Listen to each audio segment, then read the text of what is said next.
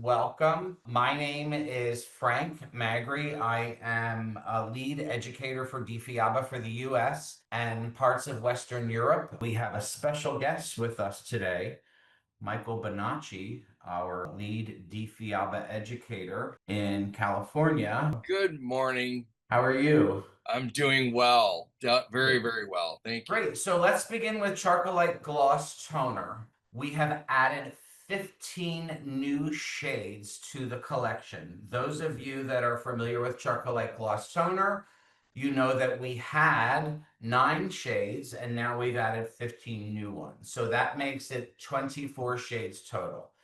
These are the 15 new shades that we added. So everyone remembers we had a violet ash. Now we have an ash violet. The difference between violet ash and ash violet is that the dominant underlying pigment is switched around. So when you're reading hair color, the number before the decimal point is the level. The number after the decimal point is the primary and the secondary tonality. So in the ash violet, the ash is more dominant than the violet. And so what that means is you're going to get a more opaque and maybe more silvery or pearl effect from the ash violet. So those of you that are using other toners that say pearl or titanium, or the 1-2, the AV is going to be closer to that sort of grayish pearl color. And then we have an ash gold, which ironically, even though the ash is before the gold, these tend to read a little more like a true buttery blonde than, say, the gold violet. The gold violets are more of a pinky beige color, right? So they're great for those muted golds. The ash golds are a true buttery blonde. And then we have a straight ash in the level 6. You know, we already had it in an 8 and 10. Now we have it in a 6. So when you're choosing this, you would choose this for maybe people that have brown hair that still has a lot of orange present in it. This ash would be great for that. We also added a natural gold collection, which I'm thrilled about because I do a lot of lifting and then repigmenting. And the natural gold has that neutral, which gives you the anchor pigment, but it also has the natural gold. So I think of these similar to DFIABA Color NWs, the natural warm. The natural gold are the acidic ammonia-free version of that. I love toning with the 8.03, which is the NG. It's a really balanced butterscotch color, and the 10 is a lighter version of that. The 5 and the 6 are great when you're doing a root shadow on a warmer tone, or if it's fall and your client wants to go to a caramel color. The 503, the 603 in the NG series are spot on for that. And then we have a copper gold or a gold copper. The gold is more dominant than the copper. This prevents it from turning too orangey, so it gives you a really natural looking, a golden copper hue. The 6 obviously for darker levels, the 8 for lighter levels. And as always, if you need the in-between color, you simply mix equal parts, right? So if I wanted a 7.43, I would mix equal parts 6.34 and 8.34. And then we have our neutrals or our natural series. It is more of a cool brown. So if you think of, if you're a DFIABA color user, you know that the N series is natural cool. These are the same. You can see it there in the swatches, right? They're a nice, cool natural. So for those of you that are using this as a root shadow, the N series is going to be the cooler version. So if you want it to look shadow root with no warmth at that root, the N series is going to give that to you. If you want that to be a little more reflective, you're going to go with the NG series, the natural gold.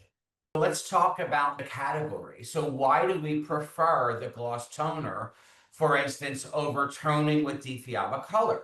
The gloss toner is a zero lift cream-based toner designed exclusively for fragile and lightened hair. It's designed to give you flawless tone-on-tone results, and the best part is it's powered by an ultra gentle 2.5 volume activator, which is really great for bleached and fragile hair because your activator strength, along with your ammonia-free cream, all of it is truly gentle. So it's going to act as a true acidic demi color, which will not shift the hair permanently, but fill in any areas. And we all know that bleached hair has a roughed up cuticle, so that 2.5 volume gives you less damage, right? Some of the challenges with traditional blondes are the toners are harsh. They leave the hair porous, brittle, and dry, and they're prone to fading. What we needed was a gentle solution that provides tone-on-tone results without compromising the hair integrity. And that is your Charcolite Gloss Toner. So the gloss toner is a zero lift, meaning it will not shift the virgin hair, so that preserves your hair integrity. It has a gentle cream-based formula. As you can see it coming out of the tube, it looks a lot like conditioner or a hand cream. It's a very thin cream, so that makes it really easy to work with. It is pH balancing. So that means that because it has an acidic pH, it reduces the alkalinity of the hair, bringing it back to its virgin pH. It also has our patented inulin bondplex, which is the same bondplex that's in the Charcolite lighteners and the same bondplex that's in the Charcolite shampoos and conditioners. The ultra low developer is one of the lowest in the category. So it's designed to not rough up the cuticle anymore. We all know bleached hair, the cuticle's already rough. So this really is gentle on that rough cuticle. It is a 2.5 volume. If you speak in percentages, it's less than 1%. It's exactly 0.75% hydrogen peroxide. So the less hydrogen peroxide means the less active oxygen, which means less cuticle abrasion. Our cream toner has a hyaluronic acid infusion, and this is a really big point of difference. Almost all toners on the market now have added some sort of bondplex or bond builder to their toners. We also have a bondplex in our toner, but what we also know is that bleached hair, not only is it compromised and needs strength, but it's also very dehydrated and it really needs to have that moisture replaced.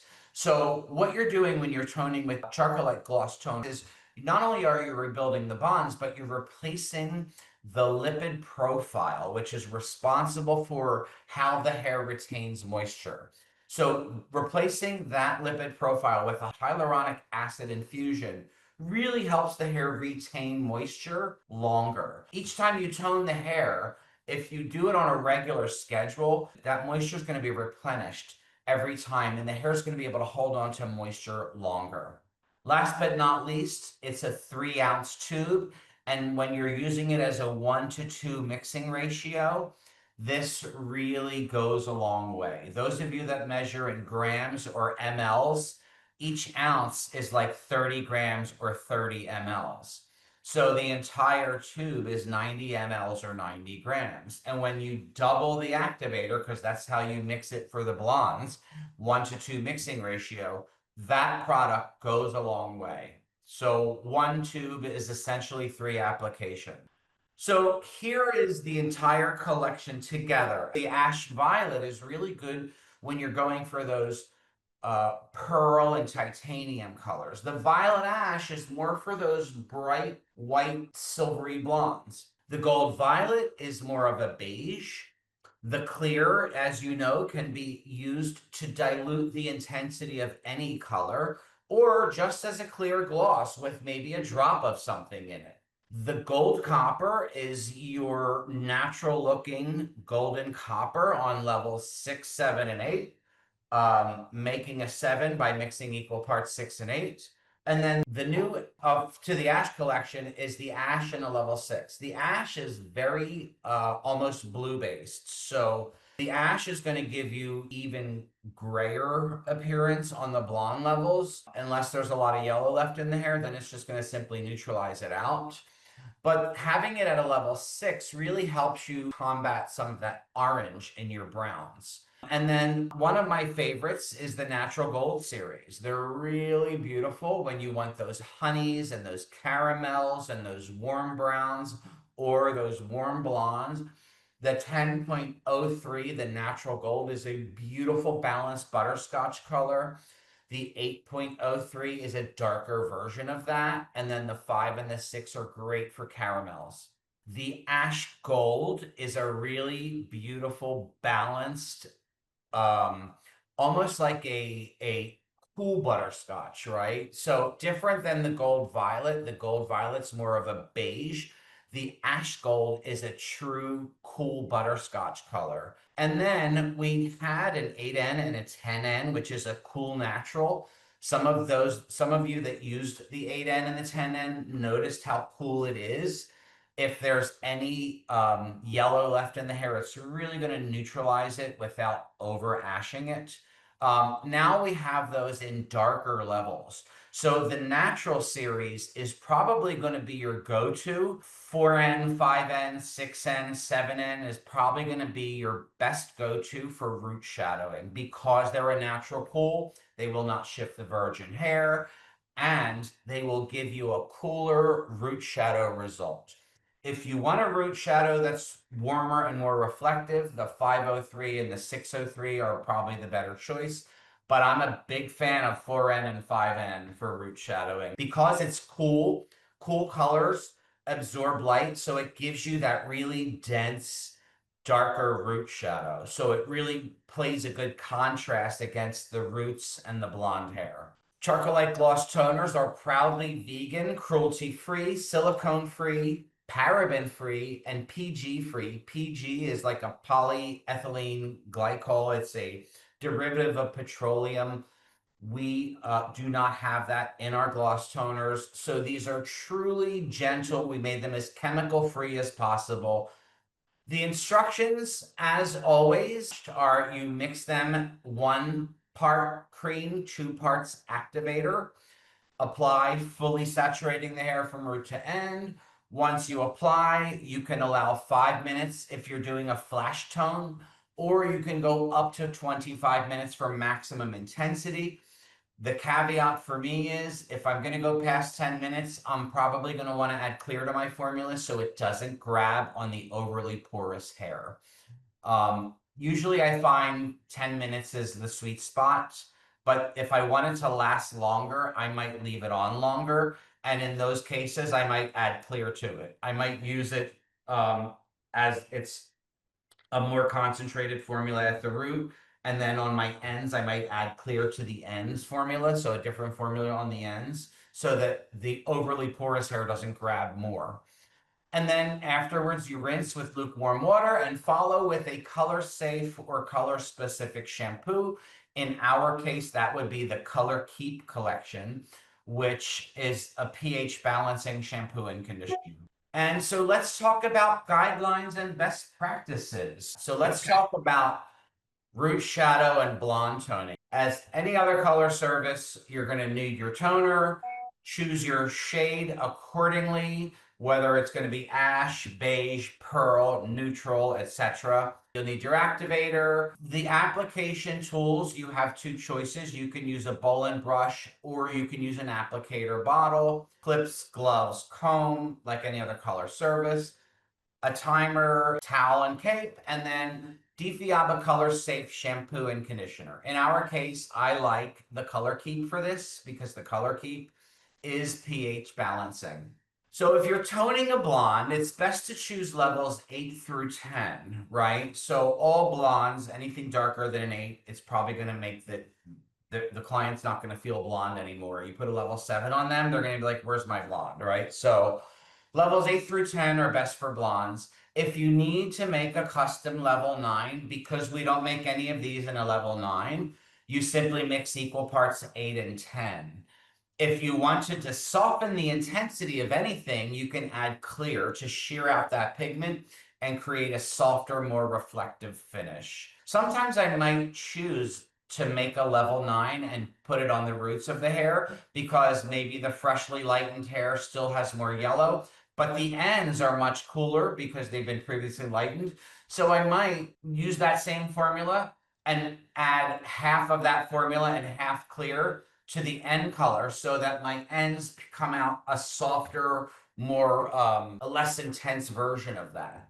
So that's like a fun thing to do with toning blondes. It's very customizable that way. When you're root shadowing, there are some differences in the way that you mix. So you're going to prep the hair starting with clean towel dried hair, right? So when you bleach the hair or when you do your highlight or your balayage or whatever service you've done, you shampoo the hair, you rinse the bleach out, you shampoo the hair, and then you towel dry it, and this gets applied right at the sink like any other gloss toner. The hair that has a slight porosity is going to help better absorption. So if the hair's not freshly bleached that day, I might say use a clarifying shampoo to pop the hair open a little bit, because the more porous it is, the better it's going to absorb. Detangle the hair, and then if you're going to do a root shadow, you're going to detangle and section into 4 quadrants, just like you would for a single process, right? When you're mixing your toners, if you're going to root shadow with the new gloss toner, you want to choose a shade that's about 1 to 2 levels darker than the blonde, right? So let's just say I'm toning my blonde with a level 10. I should be root shadowing with minimum an 8. You can even go darker than that. Sometimes I might choose a 5 and tone the ends with a 10 if I want a lot of contrast.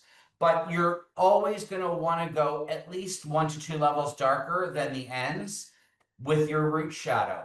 The other really important piece to remember is when you're root shadowing with the gloss toner, you're better mixing it into 1-to-1 ratio instead of the 1-to-2. When you do 1 part cream to 2 parts activator, you're getting a more sheer reflective result. That's great on blondes. But when you want those roots to have more opacity, you're better off mixing in a 1 part cream to 1 part activator ratio. This way you're not diluting the pigment, and this is going to give you a more opaque result in the end. So the root shade, at least 2 levels darker, if not more. I always go a lot more than that, actually. I always do, like, my root shadows almost always a 5 or a 6. And then my blonde might be 8, 9, or 10, depending on what kind of blonde I'm doing. Your desired tone for your blonde could be warm or cool, depending on what your roots are doing and what your end result is. But that blonde toner, mix it in the 1-to-2 ratio, because you don't want to lose your highlights. You don't want to fill them in completely. You want to just give them a nice reflective tonality. So more opacity at the root, more reflection at the ends. That's how you get that contrast on these lived-in looks. So that mix your toner section is really, really important. The next thing after you mix them is apply the root shadow first, right? Now, if you're not root shadowing, you skip this step and you just go all over toning. But if you're applying the root shadow, you're first going to begin at the parts and those 4 quadrants, and you're going to put that toner on at the root and feather it 1 to 2 inches away from the root. Just like a single process, but a little more, right? So about 1 to 2 inches from the scalp, you're going to put that on. And then you're going to use like a wet brush or a blending brush to comb it through and diffuse the line, so it doesn't just look like a splotch of brown at the roots, right? So you're going to put it on quadrant by quadrant for control and even application. A best practice is maybe using minimal product near the root so it has a seamless fade and you avoid harsh lines. So rather than packing it on like a mud pack, just apply it as normal and don't oversaturate it too much. This is going to give you a little more wiggle room so it's not so opaque. Remember, you're working with the color in a 1-to-1 ratio, so it's not going to be as thin as the gloss 1-to-2 ratio.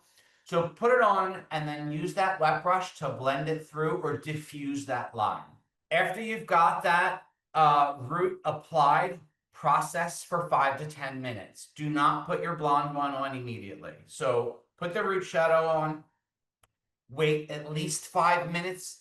If not, if you want maximum deposit, wait 10 minutes before you apply the blonde. After those 5 to 10 minutes, then you apply your blonde toner and sort of smudge the two together where the root and the mid-tone meet. You can use your fingers in that motion, that we all do, that like finger scissor motion where you kind of blend them together, or you can blend them together using a comb or a wet brush, right? And then with the blonde, you want to make sure you have even saturation, especially on those porous ends. We all know that the overly porous ends really drink up that toner. So when you're applying your blonde, if you formulate it safely, apply it very generously, and then process both toners together for another 10 to 20 minutes. I say 10 is usually good, sometimes 15. If you want maximum deposit, you can go up to 20. But remember, your roots have already sat for 5 to 10 minutes. So that additional 10 to 20 minutes is also giving the roots extra time to deposit. Now, if you don't want full deposit on those roots, you can skip that 5 to 10 minute and just put the blonde toner on right away.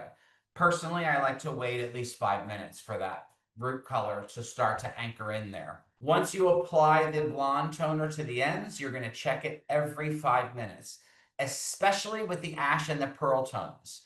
Some of you have already experienced some overtoning with those, and I know I've put out a few fires where I said, please mix it with clear. Overly porous hair will grab much quicker. So check every 5 minutes, especially if you're not using a neutral and you're using like the ashes or the pearls, to avoid that hair turning too silvery blue or silvery violet. When you're finished, rinse it with lukewarm water and then give it a slight shampoo, a very light shampoo with the Color Keep Color Safe shampoo and conditioner. The shampoo stops the oxidation. A lot of people say, I don't like to rinse my gloss. I don't like to shampoo my glosses. I just rinse them and condition them. Remember that it's an oxidative color. So when you're rinsing out an oxidative color, it's better to give it a quick shampoo to stop that chemical process and then follow with a conditioner. If you're afraid the shampoo is going to start to fade it too soon, maybe let it sit longer so that it's got a fully deposited, those pigments are anchored in there.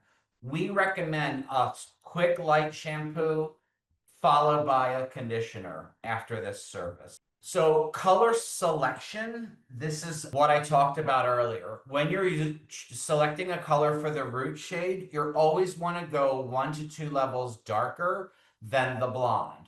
As I said before, sometimes I use one that's like 4 shades darker than the blonde.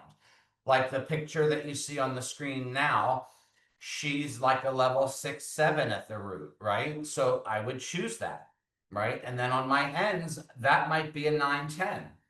So you can see it's more than 1 to 2 shades darker. Also for those roots, stick to neutral or neutral cool, natural cool, which is what our end series is, to avoid brassiness at the root.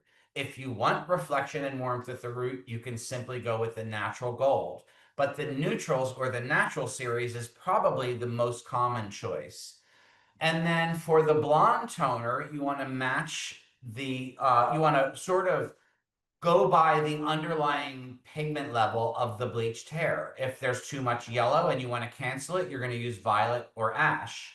If the hair's white, you might want to go with a gold violet or an ash gold, right? To give it that sort of buttery blonde.